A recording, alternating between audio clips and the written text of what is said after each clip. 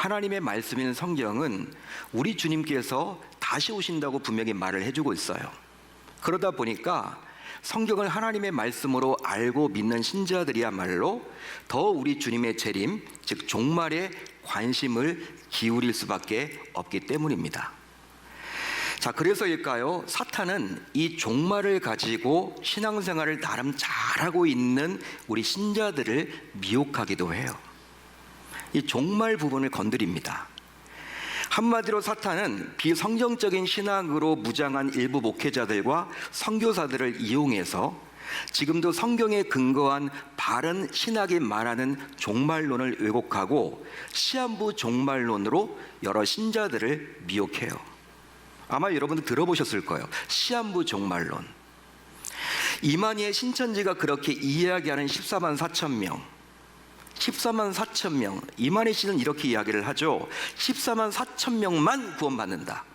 따라서 14만 4천 명 안에 들어가야 한다. 여러분 들으면요, 얼핏 맞는 말처럼 보여져요. 그렇지만 문자적인 해석을 합니다.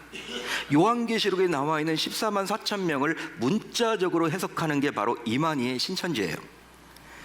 신천지가 14만 4천 명을 그렇게 강조하는 이면에는 바로 시한부 종말론이 자리 잡고 있는 거예요. 실제 14만 4천 명만 구원받게 된다라는 이런 교리는 오늘 그 안에 꼭 들어가야 한다는 시급성이 생깁니다. 그뿐 아니라 심지어 경쟁이 생기도록 이끈단 말이에요. 하지만 여러분 14만 4천 명을 우리 바른 신앙을 가지고 있는 이 정통 신학을 가지고 있는 개혁주의 신학에서는 바로 상징적으로 해석을 해야 된다라고 여기죠. 이미 신천지는요 14만 4천 명을 넘어버렸어요. 넘어버렸습니다. 이거에 대해서 어떤 답변을 안 해요. 넘었는데도 불구하고 우리 주님이 재림하지도 않았고 시한부 종말론이라는 거예요. 또 요즘 유튜브에서 엄청난 인기를 끌고 있는 모 선교사라는 분과 또 모 전도사라는 분이 이야기하는 음모론을 이야기하죠. 종말의 때가 가까이 왔다. 그렇기 때문에 정치적으로 이런 일이 벌어질 것이다. 경제적으로 더 악화될 것이다. 한반도에 전쟁이 일어날 것이다. 우리 성도들을 자꾸 겁을 줍니다. 음모론을 자꾸 여러분 피워요. 성경에서 나와 있지도 않은 그런 내용들을 자기가 환상을 봤다며 이야기를 합니다. 일반 성도들은 혹하게 되고 거기에 넘어간다란 말이에요. 왜? 두렵기 때문에. 여러분 이런 주장들 모두 시한부 종말론에 바탕을 두고 있다는 것입니다. 실제로 이런 시한부 종말론에 빠져들게 되면 성경에 기초한 건강한 신앙생활을 할 수도 없고 소중한 가정조차도 돌보지 않고 심지어 생업조차도 그만두고 살아가기에 사회적인 문제로 이어지기도 해요. 또 사회적인 문제로 이어지다 보니 오히려 이런 시한부 종말론에 빠진 분들로 인해서 건강한 교회들조차도 불신자들을 전도하기가 더 어렵게 됩니다. 세상 불신자들은요 2단인지 3단인지 기존 교회인지 정통 교회인지 바른 신앙을 가지고 있는지 구분할 수가 없습니다. 싸잡아 욕을 먹는 거죠. 아우 교회하면 다 치를 떠는 거예요. 자, 그렇다면 신자인 우리는 이 종말에 대해서 이제 어떻게 바라보면 좋을까요? 바라봐야 할까요? 바로 이 종말에 대해서 하나님의 말씀인 성경이 과연 무엇을 이야기하고 있는지를 살펴봐야만 하겠죠. 특별히 오늘 우리가 살펴볼 마태복음 24장을 보게 되면 예수님께서는 친히 앞으로 일어날 종말에 대해서 구체적으로 언급을 해주십니다. 따라서 종말에 대해서 궁금한 신자라면 오늘 말씀을 우리 곱씹으면서 천천히 잘 읽어 내려가셔야 하는 거예요. 묵상하셔야 합니다. 오늘 말씀을 몰라서는 아니 되겠죠. 자, 그러면 언제부터가 세상의 끝날이라고 할 수 있을까요? 세상의 끝날에는 어떤 현상이 또 일어날까요? 그리고 중요한 것은 내가 세상의 끝날에 살고 있다는 것을 어떻게 과연 느낄 수 있을까요? 혹시 여러분들은 종말, 즉 말세에 대해서 정확한 정보를 알고 계십니까? 여러분 오늘 말씀을 잘 묵상해 보면요 예수님께서 24장에 들어가서 앞으로 일어날 종말에 대해서 이야기를 해주고 있습니다. 여러분, 마태복음 23장까지는요 이런 분위기로 흘러가지 않았는데 예수님께서 갑자기 느닷없이 종말에 대해서 24장에서 말을 해주고 있어요. 자, 그 이유가 있는데요, 그것은 바로 무엇이냐면 예수님의 제자들이 앞으로 일어날 종말에 대해서 궁금한 나머지 예수님께 여쭤봤기 때문이죠. 그것에 대한 답변으로 우리 주님께서 종말에 대해서 말을 해줍니다. 자, 오늘 말씀 3절을 볼까요? 우리 같이 천천히 읽어봅니다. 시작. 예수께서 감람산 위에 앉으셨을 때 제자들이 조용히 와서 이르되 우리에게 이르소서 어느 때 이런 일이 있겠사오며 또 주의 임하심과 세상 끝에는 무슨 징조가 있사오리이까. 여러분, 이 구절에서 볼 수 있듯이 예수님의 제자들은 종말에 대해서 두 가지가 궁금했어요. 우선 여러분, 어떤 점이 궁금했습니까? 어느 때에 종말이 임하느냐, 종말의 날짜가 궁금한 거예요. 제자들이 지금 그것을 예수님께 물어보고 있죠. 또 한 가지가 무엇입니까? 주의 임하심과 세상 끝에는 과연 어떤 징조가 있습니까? 어떤 사회적인 분위기로 흘러갑니까? 그 질문을 합니다. 그것이 궁금했던 거예요. 자, 그런데 이 질문을 받았던 예수님께서는 다소 이상한 답변을 하십니다. 다소 뜬금없는 답변을 하셔요. 제자들이 물어봤던 질문에 대한 답이 아니라 다소 이상한 동문서답을 말씀하고 계시죠. 자, 오늘 말씀 4절을 볼까요? 우리 같이 읽어볼까요? 시작. 예수께서 대답하여 이르시되 너희가 사람의 미혹을 받지 않도록 주의하라. 아멘. 제자들의 질문에 대한 예수님의 답변은 무엇입니까? 사람들의 미혹을 받지 않도록 주의하라, 즉 조심하라는 말이에요. 너희들 조심해야 돼. 따라서 미혹을 받지 않도록 주의하라, 이 말은 사기를 당하지 않도록 조심하라 라는 말로서 사람을 분별하지 못해서 낭패에 당하지 않도록 주의하라는 말씀이에요. 할렐루야, 할렐루야. 그 의미입니다. 자, 그런데 제자들의 질문을 받으셨던 예수님께서는 이제 마지막 때, 즉 세상 끝날래에 나타날 가장 뚜렷한 현상들을 몇 가지로 말씀해 주고 있어요. 이렇게 말씀하사 신자인 우리가 이 징조들을 잘 보고 잘 분별해서 바른 신앙에서 이탈하지 않도록 신자인 저와 여러분들에게 촉구하십니다. 그러니까 예수님께서 이 말씀을 주신 의도가 있다는 거예요. 신앙생활을 잘하고 있는데 말세가 되면 사탄 마귀는요 자꾸 우리를 미혹한단 말이에요. 거기에 여러 징조들을 우리가 잘 분석하고 분별해서 그러한 사탄의 미혹에 넘어가서는 안 된다는 거, 그 말을 지금 해주고 있는 것입니다. 자, 그렇다면 마지막 때를 알리는 뚜렷한 징조는 과연 무엇이 있을까요? 오늘 말씀을 쭉 읽어 내려가다 보면요 예수님께서 아주 구체적으로 말씀을 해주고 있죠. 우선 무엇이 있습니까? 우선 거짓 선지자와 적 그리스도의 성행입니다.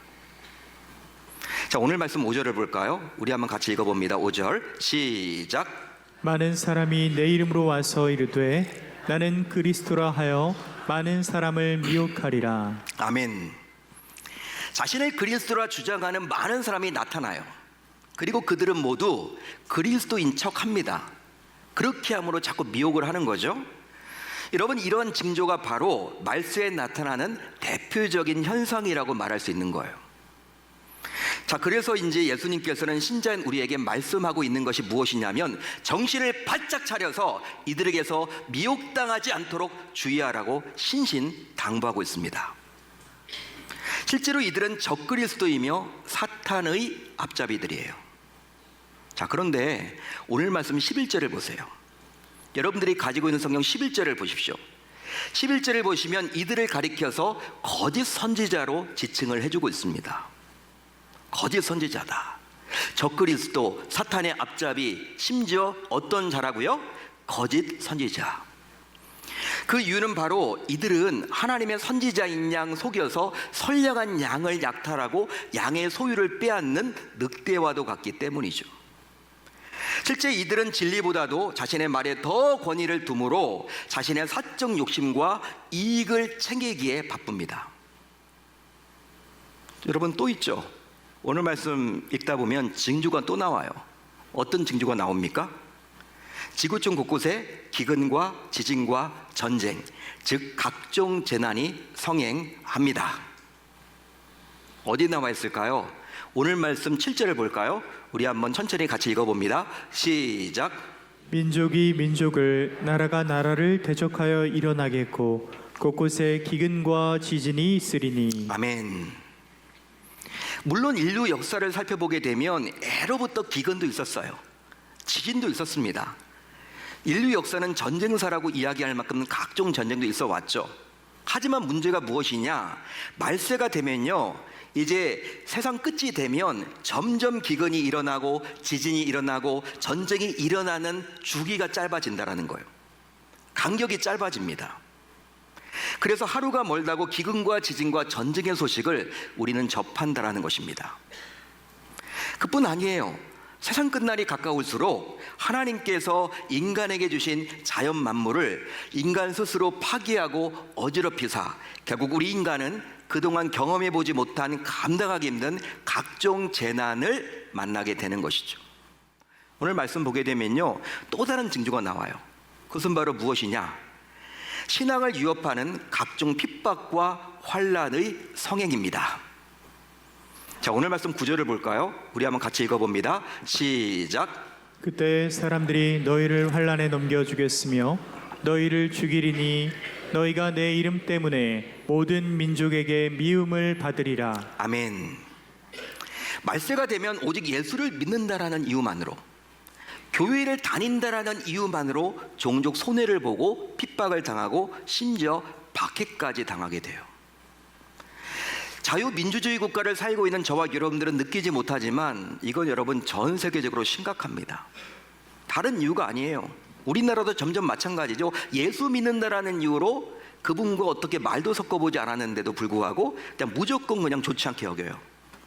교회 다니는 거 별로 안 좋아해. 그런 사회적인 트렌드가 있습니다.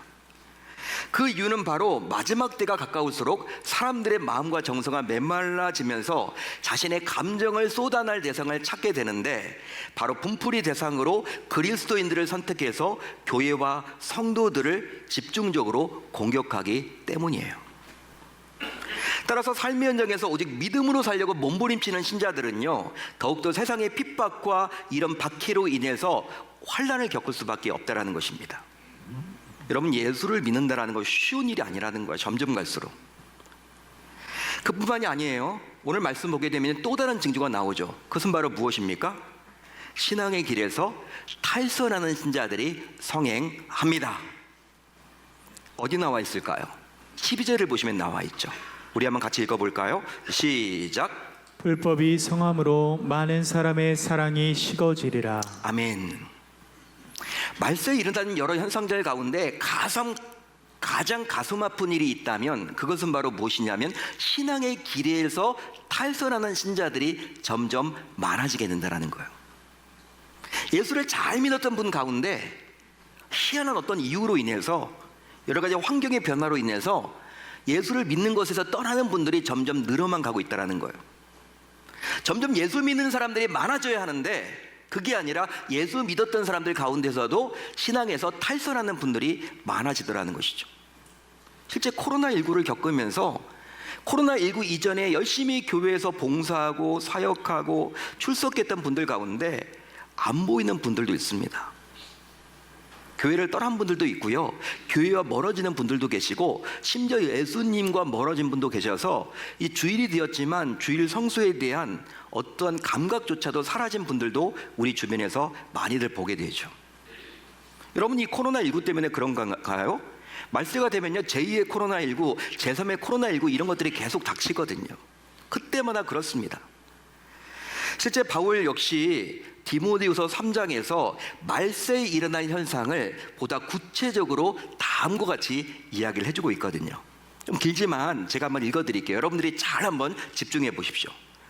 너는 이것을 알라. 말세에 고통하는 때가 이르러 사람들이 자기를 사랑하며 돈을 사랑하며 자랑하며 교만하며 비방하며 부모를 거역하며 감사하지 아니하며 거룩하지 아니하며 무정하며 원통함을 풀지 아니하며 모함하며 절제하지 못하며 사나우며 선한 것을 좋아하지 아니하며 배신하며 조급하며 자만하며 쾌락을 사랑하기를 하나님 사랑하는 것보다도 더하며 경건의 모양은 있으나 경건의 능력은 부인하니 이 같은 자들에게서 내가 돌아서라. 아멘. 여러분 어떻습니까? 요즘 같지 않나요? 요즘에 나와 있는 사회적인 트렌드가 다 여기에 속해 있지 않나요? 말세의 특징 가운데 하나는 바로 신자조차도, 예수님을 믿는다라는 신자조차도 기독교의 본질인 사랑에서 점점 멀어져만 갑니다. 여러분, 기독교는 사랑이에요. 믿으시면 아멘. 하늘 하나님께서 저와 여러분들을 사랑하셨기 때문에 자신의 하나밖에 없는 독생자 아들 예수 그리스도를 이 땅에 보내셨고 십자가에 달려 피와 물을 모두 쏟기까지 하셨다라는 거예요. 저와 여러분들을 사랑하기 때문에. 그 사랑을 알고 우리가 이제 타인들에게 그 예수님의 사랑을 전해야 하는 것이죠. 기독교는요, 사랑 빼놓으면요 아무 이야기가 안 되는 거예요. 진리 자체가 여러분 사랑입니다. 말씀 자체가 사랑 이야기입니다. 그런데 말세로 가면 갈수록 예수님을 믿는다라는 신자들조차도 본질적인 이 사랑에서 점점 멀어진다는 것이죠. 그러다 보니 예수의 사랑을 잃어버리고 그리스도인이 껍데기만 가진 채 냉랭하고 시들어진 신자들이 늘어만 갑니다.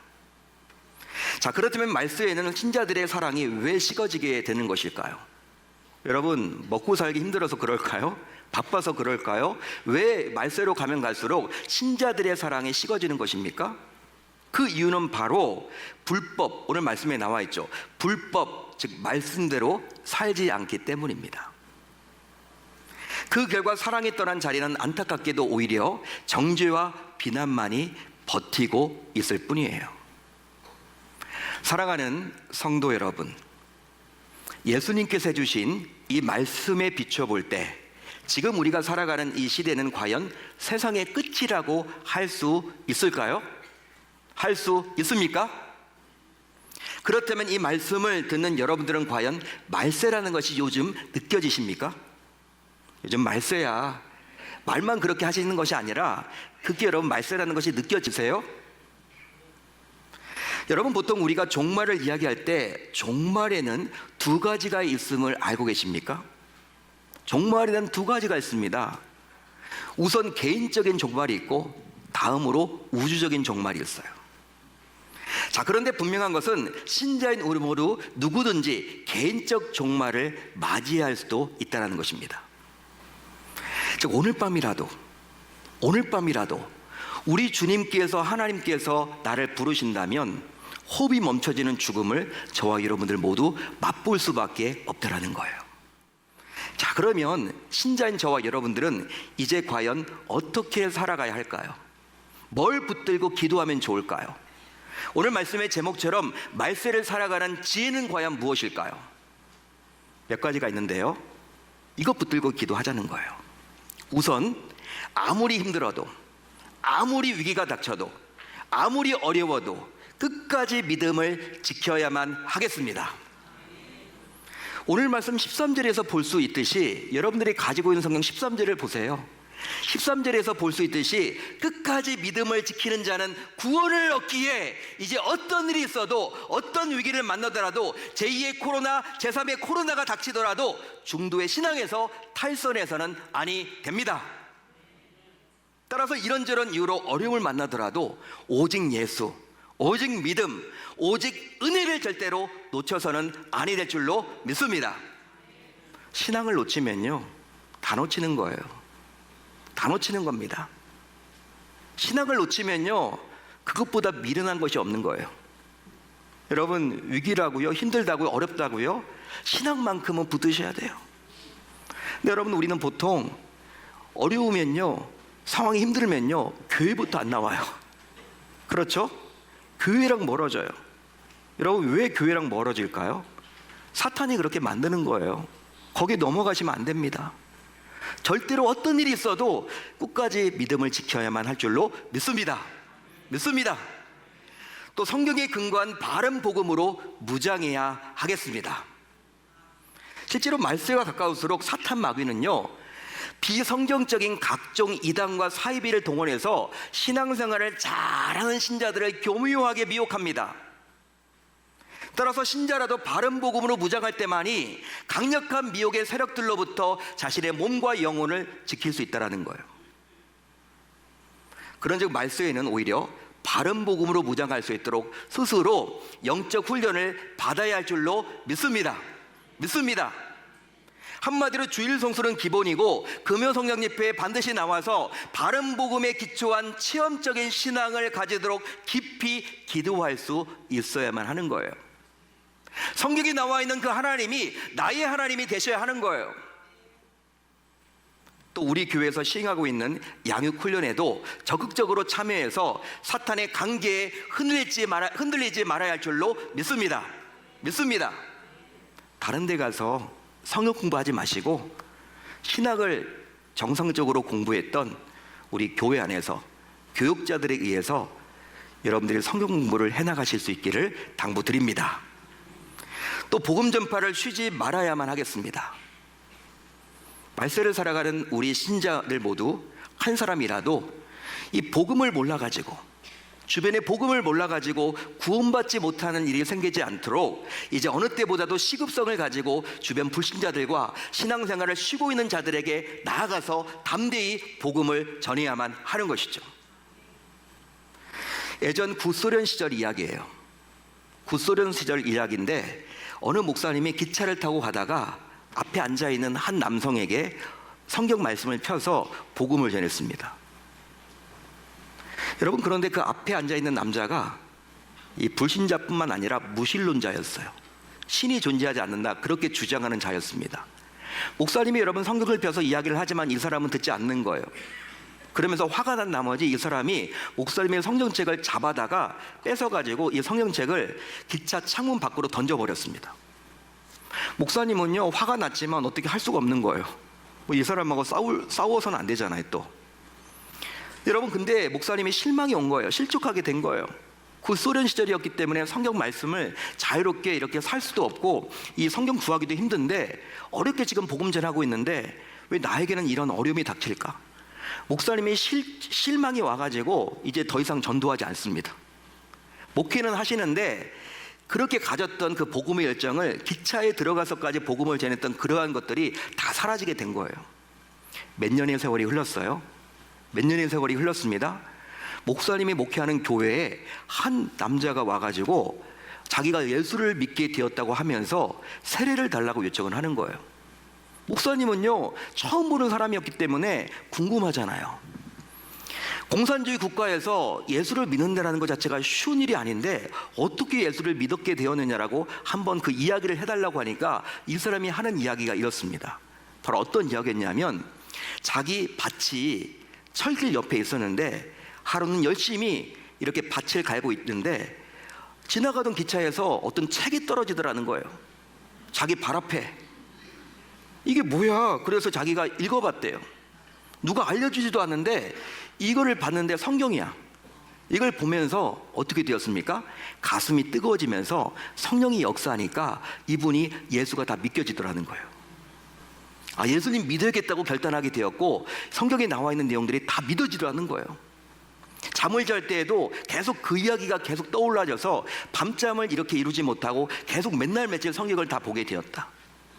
그러면서 이제 시간이 흘러서 나도 세례를 받아야 되는데 어디 가서 세례를 받으면 좋을까 해서 이 목사님이 계시는 이곳까지 와서 세례를 받겠다라고 이야기하더라는 것이죠. 여러분, 목사님이 그 이야기를 듣는 순간 소름이 돋았대요. 소름이. 그렇구나. 떨어진 복음의 씨앗은 이게 허투루 되는 법이 없는 거구나. 흐트러지는 법이 없는 거구나. 하나님이 반드시 열매를 맺게 하는 거구나. 내가 그렇게 복음을 전하려고 했던 그 사람은 나를 무시하고 성경까지 내어 던졌지만 그 떨어진 성경을 통해서 어느 누군가는 나도 몰랐지만 복음을 듣고 하나님의 자녀가 되었구나. 할렐루야. 이 간증을 하면서 서로 부여잡고 울었다라는 이야기. 여러분, 그만큼 이처럼 복음의 씨앗은 때가 이르면 반드시 열매를 거두게 되기에 오늘 밤이라도 우리 주님이 다시 오실 수도 있기에 우리는 긴박함을 가지고 주변 사람들에게 부지런히 복음을 전해야 할 줄로 믿습니다. 따라서 말세 중에 말세를 살아가는 신자인 저와 여러분들 모두 이제 살 길은 오직 복음뿐임을 기억해 봅시다. 또 우리가 해야 할 일이 있다면 그것은 바로 믿음을 잘 지켜서 주변 사람들에게 복음을 담대히 전하는 것이죠. 그리함으로 말세를 맞아 우리의 신앙을 미혹하려는 사탄의 관계를 넉넉하게 잘 이겨내어서 결국 구원을 얻는 멋진 주의 종들이 우리 계명교회에서 많아질 수 있기를 우리 주님의 이름으로 축원합니다.